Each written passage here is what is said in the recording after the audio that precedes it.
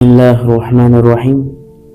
வல்ல இறைவனை போற்றி புகழ்ந்தவனாய் என்னுடைய உரையை ஆரம்பம் செய்கிறேன். அஸ்ஸலாமு அலைக்கும் வரஹ்மத்துல்லாஹி தஆலா வபரகாத்துஹு. அல்ஹம்துலில்லாஹ், நம்மை இந்த உலகில் முஸ்லீமாக முஃமினாக படைத்து மேலும் கண்மணி நாயகம் ரசூலே கரீம் ஸல்லல்லாஹு அலைஹி வஸல்லம் அவர்களின் புண்ணியமிகு இந்த உம்மத்திலே நம்மை ஆக்கி அருள் புரிந்தானே. அத்தகைய அல்லாஹ்விற்கே எல்லா புகழும். அல்ஹம்துலில்லாஹ், அல்ஹம்துலில்லாஹ். அல்லாஹு தாலா நம்மை இந்த உலகில் படைத்து பரிபாலிக்கின்றான். ஆனால் மக்கள் அனைவர்களும் அல்லாஹு தாலா இந்த மனித குலத்திற்கு தந்த, அவன் கேட்காமல் கொடுத்த எல்லா விஷயத்திற்கும் மனிதர்கள் தன் இறைவனான அல்லாஹ்விற்கு நன்றி செலுத்தாமல் இருக்கிறார்கள். அவன் எத்தகையவன்? நாம் கேட்காமலேயே நம்முடைய உடல்களில் இருக்கக்கூடிய உறுப்புகளை அழகாக வடிவமாக அமைத்து தந்தானே, பேச்சாற்றலை கொடுத்தானே, சுவாசிக்கும் ஆற்றலை தந்தானே, பார்க்கும் பார்வையை தந்தானே, கேட்கும் செவியாற்றலை தந்தானே, நடப்பதற்காக காலை தந்தானே, பேசுவதற்காக நாவை தந்தானே.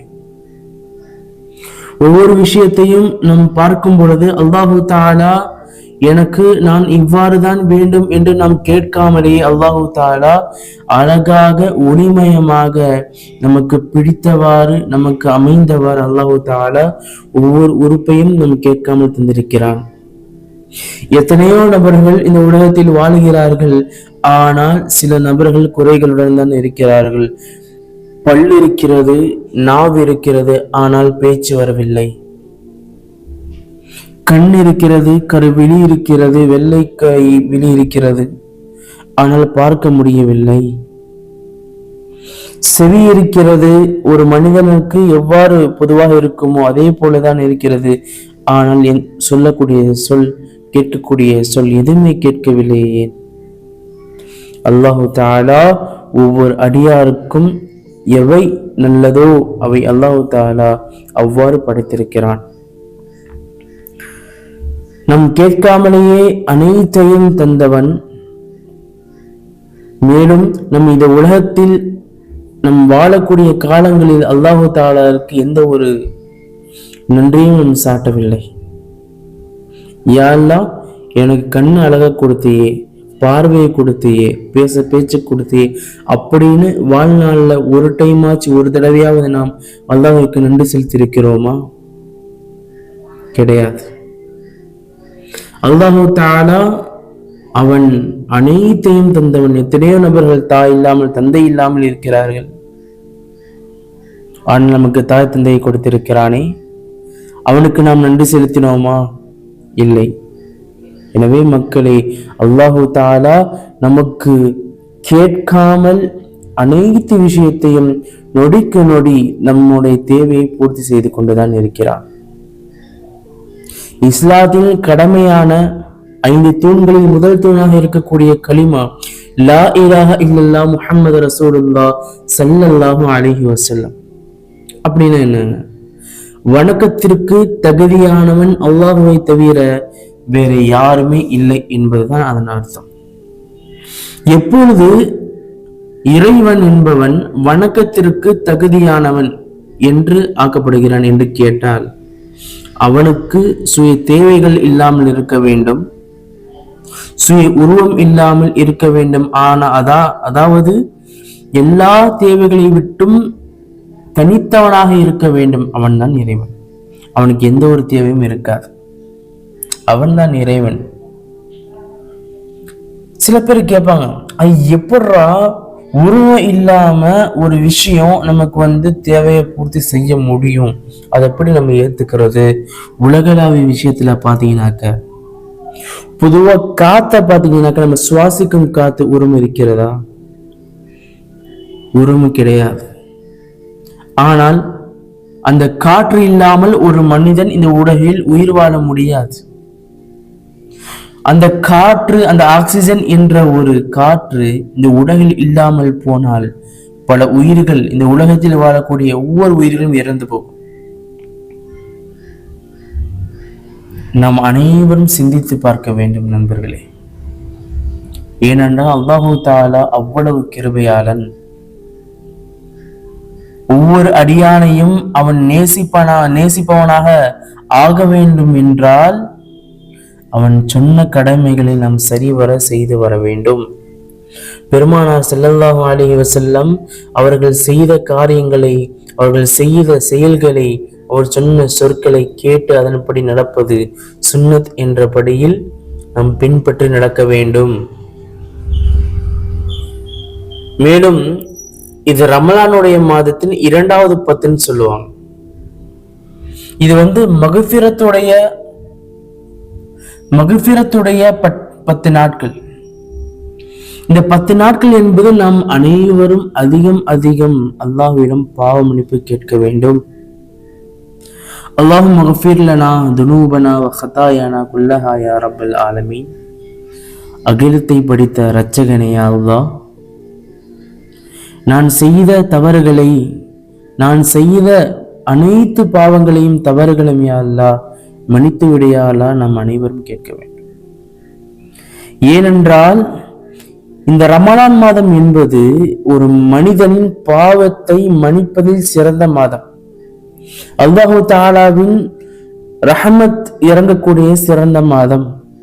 அல்லாஹு தஆலா கருணையாளன், அவன் கஃபார் மன்னிப்பாளன். அவனிடம் கேட்கக்கூடிய சிறந்த மாதமாக இது இருக்கிறது. ஏனென்றால் இஸ்லாத்தின் கடமையாக இருக்கக்கூடிய 5 தூண்களில் 2வது தூண் தொழுகைக்கு அடுத்தது 3வது தூணாக இருக்கக்கூடியது நோன்பு. யார் யாரெல்லாம் நோன்பு நோக்கிறார்களோ அவர்கள் அல்லாஹுவின் நேசத்திற்கும் நபியின் நேசத்திற்கும் உள்ளானவராக இருப்போம். யார் யாரெல்லாம் இந்த நோன்பை விட்டு விடுகிறார்களோ, எல்லா வசதியும் இருந்த நோன்பு விடுறாங்களோ அவர்கள் அனைவரும் நாசத்திற்கு உண்டாவர்கள் என்று ஒரு சப்தம் வந்தது. ரசூல் ஸல்லல்லாஹு அலைஹி வஸல்லம் அவர்கள் ஆமீன் சொன்னார்கள் என்ற ஹதீஸும் நாம் கேள்விப்பட்டிருப்போம். யார் யாரெல்லாம் இந்த நாசத்திற்கு உள்ளாக வேண்டும் என்ற ஆசை இருக்கிறதோ அவர்கள் அனைவரும் கண்டிப்பாக நோன்பை விட்டுவிட. யார் யாரெல்லாம் நரகை பயப்படுகிறீர்களோ, நரகம் கொடூரமானது, அந்த சாதாரண ஒரு தீப்பெட்டி நெருப்பை கூட நம்முடைய சதைகள் துண்டுகள் தாங்காத நிலையில் நரகத்தின் நெருப்பை தாங்கிவிட முடியுமா? அந்த பயம் இருப்பவர்கள் அனைவரும் நோன்பை நோற்று விடுங்கள். ஏனென்றால் இது அல்லாஹு தஆலா அவனது அடியானுக்கு கொடுத்த ஒரு வெகுமதியாக நினைத்துக் கொள்ள வேண்டும். நாம் வாழ்கின்ற வாழ்நாட்கள் முழுக்க அதிகமாக பாவத்தில் ஊறி கிடக்கிறோம். அதிகமாக நன்மை செய்கிறோமா என்று கேட்டால் கிடையாது. ஒவ்வொரு நொடியும் நன்மை செய்கிறோமா என்று கேட்டால் கிடையாது. உலக விஷயங்களில் ஈடுபட்டு கொண்டு, உலகளாவிய விஷயங்களில் ஈடுபட்டு கொண்டு அல்லாஹ்வை மறந்த நிலையில் தான் நாம் நடந்து கொண்டிருக்கிறோம், வாழ்ந்து கொண்டிருக்கிறோம். அதுதான் உண்மை. தன்னுடைய பிள்ளைகள் ஒழுங்காக அல்லாஹ்வை பற்றி கற்றுக்கொள்வதில்லை, ரசூலை பற்றி கற்றுக்கொள்வதில்லை. ஏனென்றால் பெற்றோர்களை முதல் கற்றுக்கொள்வதில்லை. இஸ்லாத்தின் பற்றிய 5 கடமைகளை பற்றி தெரியாது, கலிமாக்களை பற்றி தெரியாது. அல்லாஹும் ரசூலும் எதை கடமையாக்கினால், எதை வாஜிபாக்கி, எதை சுன்னத்தாக்கி என்று தெரியாது. அதுதான் உண்மை. மக்களை அனைவரும் சிந்தித்து பாருங்கள். நம் வாழ்நாளில் ஒரு முறையாவது அல்லாஹு தஆலாவிடம் அழுது பாவ மன்னிப்பு கேட்டிருக்கிறோமா? எந்த உள்ளம் அழுகிறதோ அது உடைந்த உள்ளம். எந்த உள்ளம்? சஹாபாக்கள் அனைவரும் அல்லாஹ்விடம் துஆ கேட்கும் பொழுது, நபி ஸல்லல்லாஹு அலைஹி வஸல்லம் அவர்கள் அல்லாஹ்விடம் துஆ கேட்கும் பொழுது எந்த நிலைமையில் இருப்பார்கள் என்று கேட்டால், ஒரு நாள் பெருமானார் ஸல்லல்லாஹு அலைஹி வஸல்லம் அவர்கள் தன் மனைவியார் வீட்டில் படுத்து உறங்கிய பொழுது இரவில் நின்று தொழுகிறார்கள். காலெல்லாம் வீங்கி போச்சு ரசூல் ஸல்லல்லாஹு அலைஹி வஸல்லம் அவங்களுக்கு. தொழுது காலெல்லாம் வீங்கி போனதுனால அவங்க மனைவியார் கேட்கிறாங்க, யா ரசூலல்லாஹ், உங்களுக்கு தான் முன் பின் பாவங்கள் அனைத்தும் மன்னிக்கப்பட்டு விட்டதே, பின்னரும் ஏன் இவ்வாறு நீங்கள் கால் வீங்க நின்று அல்லாஹ்வுக்காக வேண்டி தொழுகிறீர்கள் என்று கேட்டதும் அதற்கு பெருமானார் ஸல்லல்லாஹு அலைஹி வஸல்லம் அவர்கள் கூறிய பதில், நான் என் இறைவனுக்கு நன்றி உள்ள அடியானாக இருக்க வேண்டாமா என்று தன் மனைவியாரிடம் பதிலை கூறினார்கள். சிந்தித்து பார்க்க வேண்டும். உதாரணமாக இந்த காலத்தில் ஒரு மனிதருக்கு முன்பின் பாவங்களும் உனக்கு மணிக்கு பற்றுச்சு போப்பா அப்படின்னு அமைச்சாக்க என்ன பண்ணுவான்? ஒரு வாரம் தொழுவு வருவோம், அதுக்கப்புறம் வர மாட்டான். எனக்கு தான் எல்லா பாவத்தையும் மன்னிப்பேன். ஏன்? இந்த உலகத்துல நம்ம வாழக்கூடிய வாழ்க்கை, நம் தயாராக்கக்கூடிய நிலைமை எதற்காக வேண்டியது? சொர்க்கத்திற்காக வேண்டிதானே. அந்த சொர்க்கத்தில் போய் சென்று பெருமானார் ஸல்லல்லாஹு அலைஹி வஸல்லம் அவர்களையும் இறைவனையும் தரிசிப்பதற்காக வேண்டிதானே. இந்த உலகம் இரண்டு விஷயத்திற்கு மயங்கி கிடக்கிறது. ஒன்று துனியா, இன்னொன்று ஆகிரத். துனியாவில் சிறந்தவனாக வேண்டும் என்றால் நீங்கள் பணத்தை இன்வெஸ்ட் பண்ண. நீங்க சொர்க்கத்துல சிறந்தவனாக இருக்க வேண்டும் என்றால் தன்னுடைய துஆவையும் தான தர்மத்தையும் இறை நம்பிக்கையும் ஈமானையும் அதிகப்படுத்த வேண்டும். குர்ஆனை ஓத வேண்டும். பல நன்மைகளை சம்பாதித்து இன்வெஸ்ட் பண்ணாதான் நமக்கு சொர்க்கம் என்று வெகுமதி கிடைக்கும். அன்பர்களே, ஒவ்வொருவரும் சிந்தித்து பார்க்க வேண்டும். அல்லாஹு தஆலா நமக்கு கொடுத்த மாபெரும் கிருபை இந்த ரமலானுடைய மாதம். இந்த மாதம் முழுவதும் நோன்பு வைக்கிறோம். ஏதோ அல்லாஹ் சொல்லியிருக்கான் நம்ம நோன்பு வைக்கணும், ஏதோ அல்லாஹ் சொல்லியிருக்கா நம்ம நோன்பு வைக்கணும், அதனால வச்சுட்டு போறோம் அப்படின்லாம் கிடையாது. இந்த மாதம் நம் பசி உணர்ந்து நம் பசியுடன் இருக்கும் பொழுது, யா அல்லாஹ் நான் மிக பசியாக இருக்கிறேன், யா அல்லாஹ் உனக்காக பசியாக இருக்கிறேன், யா அல்லாஹ் உன்னோட அடியான் நான், மிகப்பெரிய பாவி நான், யா அல்லாஹ் உனக்காக வேண்டிய யா அல்லாஹ் இந்த ரமலான் மாதம் யா அல்லாஹ் உனக்காக நான் நோன்பு வைக்கிறேன், யா அல்லாஹ் நீ சொன்னதனால் நான் நோன்பு வைக்கிறேன் யா அல்லாஹ் என்று நீங்கள் கூறி அந்த பசியில் இருக்கும் போது யா அல்லாஹ் என்னை மன்னித்து விடு என்று கேட்டால் அந்த துவாவிற்கு எந்த ஒரு திரையும் கிடையாது. அல்லாஹு தஆலா அவ்வாறே கபூலாக்கி விடுகிறார். அன்பர்களை மிக மிக யோசித்து பார்க்கணும். இந்த மாதத்தில் நம் துவா கேட்காவிட்டால் வேறு எந்த மாதத்தில் துவா கேட்பது? இந்த ரமலான் மாதம் எப்படிப்பட்ட மாதம், எவ்வளவு சிறந்த மாதம் என்று நமக்கு தெரியாதா? வார ஜுமாக்களில் இதை பற்றி, இந்த ரமலானை பற்றி, அதனுடைய சிறப்புகளை பற்றி, அதில் கிடைக்கக்கூடிய ரஹ்மத்தை பற்றி, அதில் கிடைக்கக்கூடிய மக்ஃபிரத்தை பற்றி பேசப்படுகிறதே. இதை அனைத்தும் கேட்டுமா இந்த மாதத்தின் சிறப்பு நமக்கு புரியவில்லை? அன்பர்களை நம் அனைவரும் சிந்தித்து பார்க்க வேண்டும். இந்த மாதம் மிக மிக சிறந்த மாதம். இந்த மாதத்தில் அனைவரும் தானம் தர்மமும் செய்யுங்க அல்லாஹ்விற்காக வேண்டி. அவன் பார்க்கறானா, அவன் பார்த்ததும் கரெக்டா நம்ம காசு கொடுக்கணும்பா. எப்படி? பெருமைக்காக வேண்டி தானம் தர்மம் செய்யக்கூடாது. யாரெல்லாம் பார்க்கல அந்த டைம்ல யாருக்கும் தெரியாம டக்குன்னு வச்சுட்டு போயிடும், இல்லை கொடுத்துட்டு போயிடும். அதுதான் யாருக்கும் தெரியாம தான தர்மம் செய்யறது, அல்லாஹ்வுக்காக வேண்டி தான தர்மம் செய்யறது. அன்பர்களே, அனைவரும் யோசித்து பாருங்க. அல்லாஹ் தஆலா நம்ம கேட்காமல் எல்லா விஷயத்தையும் தந்திருக்கிறான். வீடு, வாசல், அனைத்து ஓட்டுவதற்கு வண்டி, சுகபோகமாக இருக்கக்கூடிய பெட்டு, மெத்தைகள் எல்லாமே விட்டது. யார் தந்தா? அல்லாஹ் தந்தான். எத்தனையோ நபர்கள் ரோடுகளில் முசாஃபராகவும் சாஃபிராகவும் சுத்தி கொண்டிருக்கிறார்கள். அல்லாஹ் தஆலா அந்த நிலைமை நமக்கு தரவில்லை. யா அல்லாஹ், அவர்கள் முசாஃபராக சுத்தி கொண்டிருக்கக்கூடிய அனைவர்களுக்கும் நல்ல வாழ்வை தந்து நல்ல வீடுகளை தந்து எல்லாம் அவர்களுக்கு சிறப்பாக ஆக்கி வைப்பாக நாம் துஆ செய்ய வேண்டும். மேலும் நம்மால் முடிந்த உதவி செய்ய வேண்டும். அதுதான் ஒவ்வொரு முஃமினின் அடையாளம். உதாரணமாக சொல்ல போனால், ஒரு நாள் நபிகள் நாயகம் ஸல்லல்லாஹு அலைஹி வஸல்லம் அவர்கள் சஹாபாக்களிடம் பேசிக் கொண்டிருக்கும் பொழுது, இந்த ஒரு பள்ளிவாசல்ல உட்கார்ந்து சஹாபாக்களிடம் பேசிட்டு இருந்தாங்க. ரசூல் ஸல்லல்லாஹு அலைஹி வஸல்லம் அப்பொழுது சஹாபாக்களை பார்த்து கேட்கிறார்கள், உங்களில் யார் இன்று நோன்பு வைத்திருக்கிறீர்கள் என்று பெருமானார் ஸல்லல்லாஹு அலைஹி வஸல்லம் கேட்டார்கள். அதற்கு அபூபக்கர் சித்திக் ரலியல்லாஹு அன்ஹு அவர்கள் எந்திரித்து, யா ரசூலல்லாஹ், நான் நோன்பு வைத்திருக்கிறேன் யா ரசூலல்லாஹ் என்று பதில் சொல்லி அமர்ந்து விட்டார். இரண்டாவது, இன்று யார் ஏழைகளுக்கு உணவளித்தீர்கள் என்று பெருமானார் ஸல்லல்லாஹு அலைஹி வஸல்லம் கேட்க, அதற்கும் அபூபக்கர் சித்திக் ரலியல்லாஹு அன்ஹு அவர்கள் எந்திரித்து, யா ரசூலல்லாஹ், நான் ஏழைகளுக்கு உணவளித்தேன் என்று சொன்னார்கள்.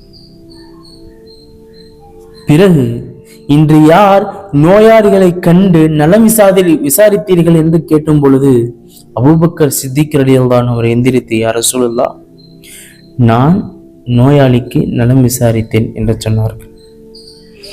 அதற்கு பெருமானார் ஸல்லல்லாஹு அலைஹி வஸல்லம் அவர்கள் கூறினார்கள், நான் கூறிய இந்த 3 விஷயங்களும் யார் சொர்க்கவாதியோ அவர்களிடம் கூடியிருக்கும் என்று பெருமானார் ஸல்லல்லாஹு அலைஹி வஸல்லம் கூறி காட்டினார்கள்.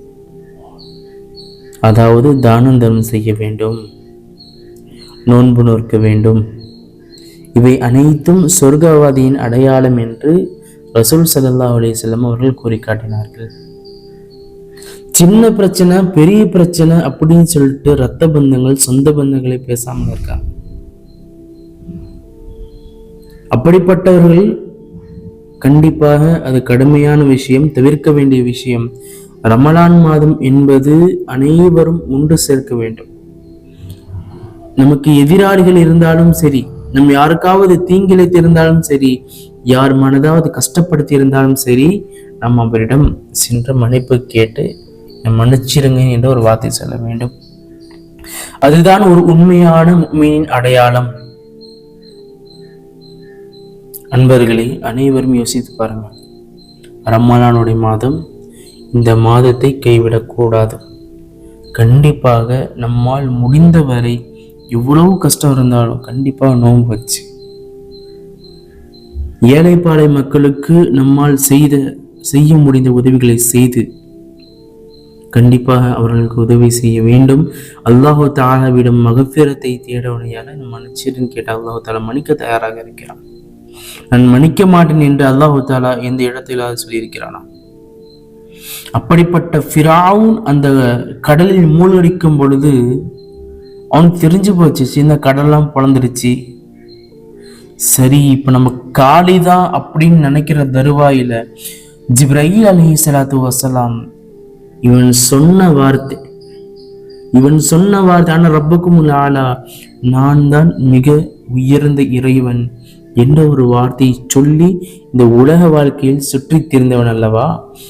இப்படிப்பட்டவனை பார்த்து ஜிப்ரீல், நீங்க எதுக்கடா களிமா சொல்லணும் அப்படின்னு சொல்லிட்டு அவன் களிமா லா அப்படின்னு திறக்கும் போது வாயில மண் அழித்துக்கி போட்டான். ஏனென்றால் அவன் லா இலாஹ இல்லல்லாஹ் மூசா ரசூலுல்லாஹ் ஒரு வார்த்தை சொல்லிவிட்டால் அல்லாஹ் தஆலா அவனை மன்னித்து விடுவான் அல்லவா? நண்பர்களை அறிந்து கொள்ள வேண்டும், அல்லாஹ் தஆலா கஃபூர் மன்னிக்கக்கூடியவனாக இருக்கிறான். ஒவ்வொரு மனிதனையும் மன்னிக்கக்கூடியவனாக இருக்கிறான். நாம் அனைவரும் அல்லாஹ்வின் அடியார்கள். ஒவ்வொரு நொடியும் ஒவ்வொரு நிமிடமும் நாம் செய்யக்கூடிய தவறுகளை நாம் ஒப்புக்கொண்டு, யா அல்லாஹ் தெரியாமல் செய்துவிட்டேன், யா அல்லாஹ் எங்கள் தாய் தந்தைகள் தெரியாமல் செய்த பாவங்களை யா அல்லாஹ் அனைத்தும் மன்னித்து விடு என்று நாம் தாராளமாக கேட்கலாம். துஆ முகுல் இபாதா என்று சொல்லப்படும். துஆ தான் இபாதத்களின் வணக்க வழிபாடுகளின் மூலதனம் என்று சொல்லப்படும். இந்த துஆ எந்த விஷயத்தை ஆரம்பிக்கும் போதும் பொதுவாக நீங்க துஆ கேட்கும் ஃபர்ஸ்ட் மக்ஃபிரத்தை தேடுங்க. எப்ப நீங்க மக்ஃபிரத்தை தேடுறீங்களோ அல்லாஹ் தஆலா நீங்க எண்ணக்கூடிய எண்ணங்களை, ஹலாலான எண்ணங்களை, ஹலாலான நியத்துகளை அல்லாஹ் தஆலா கபூலாக்கி தருவான். அதற்கு மிக முக்கியமானது மக்ஃபிரத் மட்டும்தான். எனவே அன்பர்களே, மக்ஃபிரத்தின் பால் ஓடுங்கள். ஏனென்றால் மக்ஃபிரத் மிக மிக முக்கியம். நாம் வாழக்கூடிய வாழ்நாட்கள் அனைத்தும் எதற்காக? சொர்க்கம். அங்கு சென்று நபியை பார்க்க வேண்டும், அங்கு சென்று இறைவனை தரிசிக்க வேண்டும், சொர்க்கத்தில் உள்ள பல சுகங்களை அனுபவிக்க வேண்டும் என்ற ஆசைதானே? நண்பர்களே, உலக வாழ்க்கைக்கு தேவையான விஷயங்களும் செய்ய வேண்டும். ஆனால் ஒவ்வொரு விஷயத்திலேயும் ஒவ்வொரு செயலையும் நம்ம அமலாக மாற்ற முடியும். எப்படிங்க அதை மாத்துறது? இப்போ நான் கடைக்கு போறேன், அங்கே போய் வேலை செய்யறேன், அது எப்படி அமலா மாறும்? நான் பேசுறேன், அது எப்படி அமலா மாறும்? நான் ஒரு செயல் செய்யறேன், அது எப்படி அமலா மாறும் என்று கேட்டால், ஒவ்வொரு நிமிடமும் சதா அல்லாஹ்வை நினைத்தவாறு இருக்க வேண்டும். பெருமானார் ஸல்லல்லாஹு அலைஹி வஸல்லம் அவர்களை பார்க்கும் பொழுது அவர்களுடைய வாழ்க்கை, அவர்கள் சொல், அவர்களுடைய செயல் அனைத்தும் குர்ஆனாகவே இருந்தது என்று ஹதீஸ்களில் வருகிறது. அன்பர்களை யோசித்து பார்க்க வேண்டும். இப்பொழுது நடக்குகின்றோம், ஒரு தெருவில் நடந்து போயிட்டு இருக்கும்போது, யா அல்லாஹ் இந்த கால் நீ தான் கொடுத்த, அல்ஹம்துலில்லாஹ் அப்படின்னு சொல்லிட்டு எத்தனை எடுத்து வைக்கிறீங்களோ அத்தனை நன்மை கிடைக்கும். இப்ப பேச போறீங்க ஒரு கஸ்டமர்கிட்ட, பேசும்போது யா அல்லாஹ் இந்த பேச்சை நீ தானே யாரை கொடுத்த, யா அல்லாஹ் இந்த வாயிலிருந்து அழகான பேச்சுகளை தந்தது, யா அல்லாஹ் யார நீதானே அழகான பேச்சு பேச வைக்கிற என்ற நீங்கத்துடன் பேசினால் நீங்கள் பேசக்கூடிய ஒவ்வொரு பேச்சுக்கும் நன்மை கிடைக்கும். யாரா இந்த பார்வை நீதானே யாரா கொடுத்த, யாரா ஹராமான பார்வையை விட்டும் யாரா ஹலாலான பார்வையை கொடுத்திரியாளா என்று நாம் கேட்கும் பொழுது கண்டிப்பாக அல்லாஹு தஆலா நம் பார்க்கக்கூடிய ஹலாலான பார்வை அனைத்துக்கும் நன்மை தந்து விடுவோம். இதை போலவே ஒவ்வொரு செயலும் ஒவ்வொரு அமலும் நம் அல்லாஹ்வை நினைத்து, யா அல்லாஹ் இது உன்னோட கிருபை, யா அல்லாஹ் யா அல்லாஹ் இது நீதான் கொடுத்த, யா அல்லாஹ் என்ற எண்ணத்தில் நாம் செய்யும் பொழுது கண்டிப்பாக அல்லாஹ் தஆலா அந்த ஒவ்வொரு செயலையும் அமலாக மாற்றி தருகிறான். அதனுடைய நன்மையும் கூடியும் தருகிறான். ரமலான் மாதத்தில் குர்ஆனை அதிகமாக ஓதுங்கள். ஏன் ஓதணும்? ஒரு எழுத்துக்கு 10 நன்மை, ஒரு பேஜுக்கு 360 லெட்டர்ஸ், 360 லெட்டர்ஸ், 10 × 3600 நன்மை கிடைக்கும். அன்பர்களை யோசித்து பார்க்க வேண்டும். நம் இந்த வாழ்க்கையில் நமக்கு இருக்கக்கூடிய, நமக்கு வரக்கூடிய பண்டிகை என்று சொல்லக்கூடிய ஈதுல் அல்ஹா, ஈதுல் ஃபித்ர் ஆகிய இரண்டும் எதற்காக வேண்டி நினைக்கிறீர்கள்? மற்றவர்களைப் போல் காசுகளை கரியாக்குவதில்லா, பணங்களை இஸ்ராப் செய்வதிலேயா? கிடையாது அன்பர்களே. நம்முடைய மகுஃபிரத்தை தேடுவதற்காக வேண்டிதான், நம்முடைய மகுஃபிரத், நம்முடைய பாவம் மன்னிக்கப்படுவதற்காக வேண்டிதான். ஈதுல் அல்ஹாவை எடுத்துக்கொள்ளுங்கள். குர்பானி கொடுக்கப்பட்டு அதனுடைய கறிகளை பங்கு பிரித்து தருவது, முழுக்க முழுக்க நாம் சாப்பிடுவது கிடையாது, பங்கு பிரித்து கொடுப்பது. மாஷா அல்லாஹ், எவ்வளவு பெரிய நன்மையான விஷயம். அதன் மூலம் எத்தனை குடும்பங்கள் பிரயோஜனம் அடையும். அவர்கள் சாப்பிடுவதன் மூலம் எவ்வளவு நன்மை நமக்கு கிடைக்கும் என்று பார்த்தால் அதிக அளவு நன்மை நமக்கு கிடைக்கிறது. ஈதுல் ஃபித்ர், ஃபித்ரா பணம், எத்தனை ஏழை மக்கள் உடை இல்லாமல் உணவு இல்லாமல் இருக்கிறார்கள் அல்லவா? அவர்களுக்கு அனைவர்களுக்கும் அந்த பணத்தை கொடுத்து உதவுவது, மகுஃபிரத்தை தேடுவது, நம் வீட்டில் உணவு சமைத்தால் அண்டை வீட்டுக்காரர்கள் கொடுப்பது, தெரிந்தவர்களுக்கும் தெரியாதவர்களுக்கும் கொடுப்பது. அன்பர்களை அனைவரும் யோசிக்க வேண்டும். நம் இந்த வாழ்நாளில் நமக்கு இந்த கடமையாக்கப்பட்ட 5 விஷயம், கலிமா, தொழுகை, நோன்பு, ஜகாத், ஹஜ், எல்லாம் மகுஃபிரத்து தான். காபாக்கு போன யாரெல்லாம் என்ன மன்னிச்சிருந்தானே கேட்க போறோம், அங்க போய் தொழுவதானே போறோம். அன்பர்கள் யோசிக்க வேண்டும். ஒவ்வொரு நிமிடமும் ஒவ்வொரு நொடியும் அல்லாஹு தஆலாவை நினைத்தபடி வாழ்வதற்கு அல்லாஹு தஆலா உங்களுக்கும் எனக்கும் இந்த வாழ்வை நசீபாக்கி தருவானாக. மேலும் கண்மணி நாயகம் ரசூலுல்லாஹி ஸல்லல்லாஹு அலைஹி வஸல்லம் அவர்கள் எதை போதித்தார்களோ, எதை சொல்லி தந்தார்களோ, இறைவனை பற்றி எதையெல்லாம் நமக்கு சொல்லி தந்தார்களோ அதை அத்தனையையும் பின்பற்றக்கூடிய பாக்கியத்தை வல்ல இறைவனாகிய அல்லாஹு தஆலா அந்த நற்பாக்கியத்தை உங்களுக்கும் எனக்கும் தருவானாக. வ ஆகிரு தஅவானா வல்ஹம்துலில்லாஹி ரப்பில் ஆலமீன். அஸ்ஸலாமு அலைக்கும் வ ரஹ்மத்துல்லாஹி தஆலா வ பரகாத்துஹு.